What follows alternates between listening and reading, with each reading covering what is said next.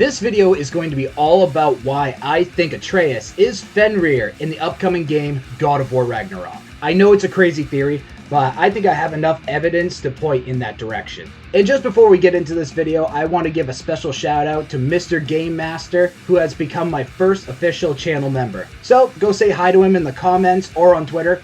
He's a pretty cool dude. Oh, and leave a like because it really does help the video out. Thanks. So, Atreus, Fenrir. Let's get into it. So first off, I want to show you a clip from God of War 2018, where Kratos finally reveals to Atreus that he is a god, and that Atreus is as well. Well, at least part god. And Atreus has a very specific question for Kratos. I'm a god, boy. From another land far from here. When I came to these shores, I chose to live as a man. But the truth is, I was born a god, and so were you.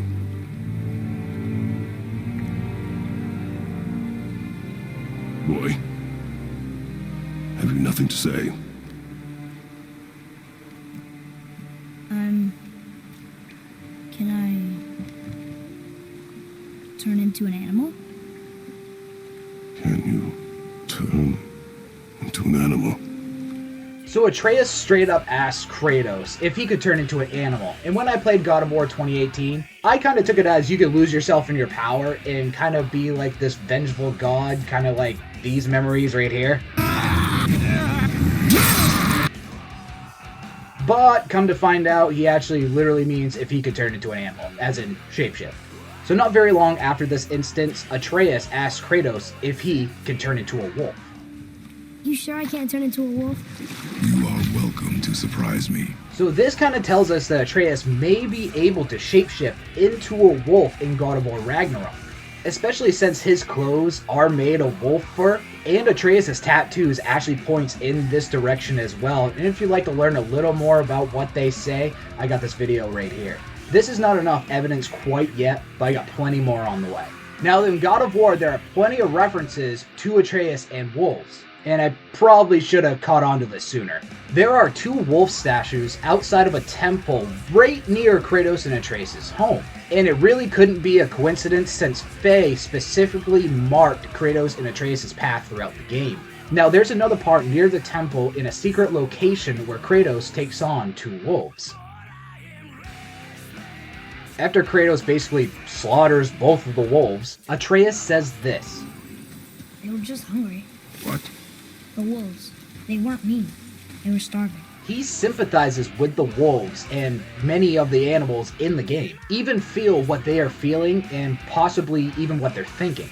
The next piece of evidence that points to Atreus being Fenrir is when wolves worshipped Atreus. Now, this is where I'm going to give credit where credit is due. I first heard of this part from the God of War YouTuber John Ford. He's a great God of War YouTuber, and if you have not checked out his channel yet, I highly recommend doing so. Now this instance comes from the book God of War Lore and Legends by Rick Barba, and I'm going to go over pretty much a shortened version of the story. So Atreus is home alone and Kratos and Faye are off doing something or another, and Atreus hears a howl from outside his home. So Atreus goes outside and finds a whole pack of wolves. The wolves approach Atreus and form in a semicircle around him. So doesn't look too good for our hero, but feeling this, Atreus is not scared, and the wolves howl all at once. Kratos hears this from a distance away and comes running in, and the wolves basically scatter. Kratos approaches Atreus and asks if the wolves did harm him. And the funny thing is, Atreus almost laughed,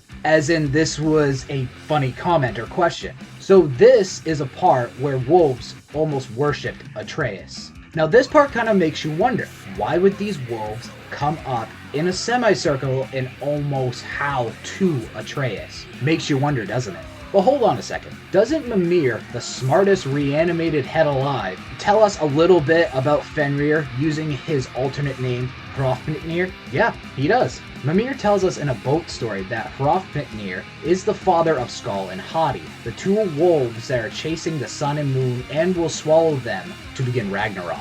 So does this tell us that Fenrir is already in the game and Atreus could not be him at all? Well, not exactly. We also learned from Mimir in his boat stories and the hidden prophecy shrines that Jormungandr is also talked about in this way. At least if you played God of War 2018, you should know that Jormungandr is going to fight Thor during Ragnarok, but during the battle he is sent back through time, through splinters in the World Tree, till we find him where he is in the Lake of Nine. Also, Jormungandr is going to be birthed by the Jotun Angrboda. We also see this during one of the shrines. But we haven't even met Angrboda yet. And Jormungandr is the son of Angrboda and Loki, aka Atreus. So, to break it down, the Jormungandr that we see in the Lake of Nine hasn't even been born yet. I know it's weird, but here's my point. Time works very mysteriously in the Norse realm, as in time works different from realm to realm. A day in one realm could be hours in another, and in another realm altogether could be months. The fact that we already know that Fenrir is a part of the God of War series does not mean he is running around the realms causing havoc like he does in mythology, or even chained down by Odin and Tyr and the rest of the gods. Which leads me to probably my most convincing piece of evidence. That evidence is in this picture right here. Yes, the most convincing piece of evidence that Atreus may be Fenrir is the character art for Tyr. But what does Tyr have to do with Fenrir? Well, a lot actually. So there is something very specific in this picture that Tyr still has that he is supposed to lose to Fenrir in mythology: his hand.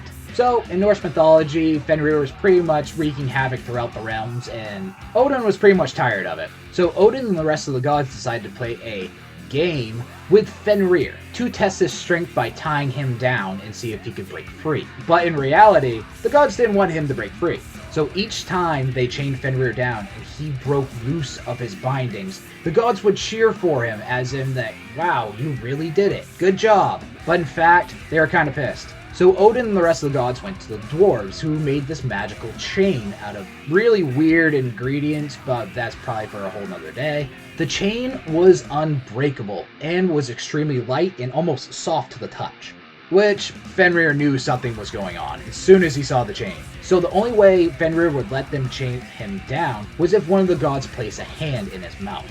And the only god who had the balls to do this was Tyr. And strangely enough, Tyr was the only person who actually had a good relationship with Fenrir, almost befriended him. But for the sake of the realms and the peace throughout it, Tyr was willing to give up his hand. So the gods tied Fenrir down with this unbreakable chain, and as soon as Fenrir knew he couldn't break free, he ate Tyr's hand. So Tyr still has both of his hands in God of War, and so far that we know of, in God of War Ragnarok. So it's safe to assume that Fenrir has not been chained down yet, or possibly Tyr and Fenrir have not even met yet. Kind of like Atreus and Tyr haven't met yet. Like in mythology, Fenrir befriended Tyr, kind of like Atreus and Kratos are supposed to befriend Tyr as well in God of War Ragnarok. We do see this in the God of War Ragnarok trailer.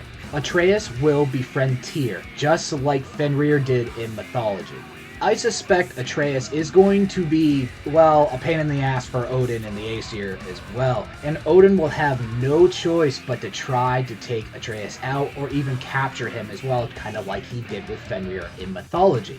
Whether Tyr will betray Atreus and Kratos just for the peace for the realms, or maybe Odin will manipulate Tyr because it's kind of what he's really good at. Atreus will eventually take Tyr's hand from him. How far up his hand, I'm not exactly sure. We may even lose all the Egyptian hieroglyphics on Tyr's arm. And let's just be honest, Odin probably hates Atreus and Kratos just as much, because Atreus is one of the last known Jotun to be running around and actually helped Kratos kill off some of his family, so I bet he's pretty pissed. So Atreus could bite off Tyr's hand, or even kill him.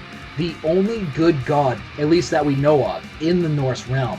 So does this explain the wall mural in Jotunheim? I guess we're gonna have to wait until God of War Ragnarok hits shelves to see for ourselves. Sony Santa Monica does not put random lines or items or whatever in their games. Everything has a reason. Some things are going to be attached to the next game, some attached to games way further down the road. We hear about this from God of War legend Cory Barlog right here. Yeah, that's true. Like, I have to rely on the fact that no matter what I do, I'm going to think it would always be able to be something we set up. And even if you don't set it up, not a lot of people may pick up on it. Mm-hmm. So some of it is really in the sense that if you get to experience the next thing, you get to have the pleasure of looking back and going, holy crap, they thought about that all the way back there, right? Instead of like hand wavy thing, and you just sort of figured it out and figured out a way to shoehorn it in. It's like, no, every single thing in this game means something because it is something later. And it's like everything that we set up and pay off in this game is giving you that fulfilling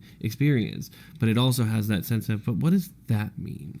What does that mean? Why did they do that? Like, and also, I just want to point out that I am not the only person who thinks Atreus is Fenrir. Here's the link to a stream gameplay's video about the God of War iceberg. And yes, at the very bottom, I was extremely excited to see that Atreus is Fenrir in his video. But if you haven't seen the rest of the iceberg video, definitely check it out. Link is right here. I want to thank every single one of you for spending your precious time with me today. It really does mean a lot. And if you did enjoy your time here, please leave a like to help the video out a little bit. And think about subscribing so you see more God of War content down the road. And if you do like the way I do write my scripts for this, because I do write scripts for every single video, you can also hire me if you like. Hit me up, ShayneStatic.com, if you want to talk about me writing a script for you. My name is Shayne Static. I'll see you guys next time. Take care.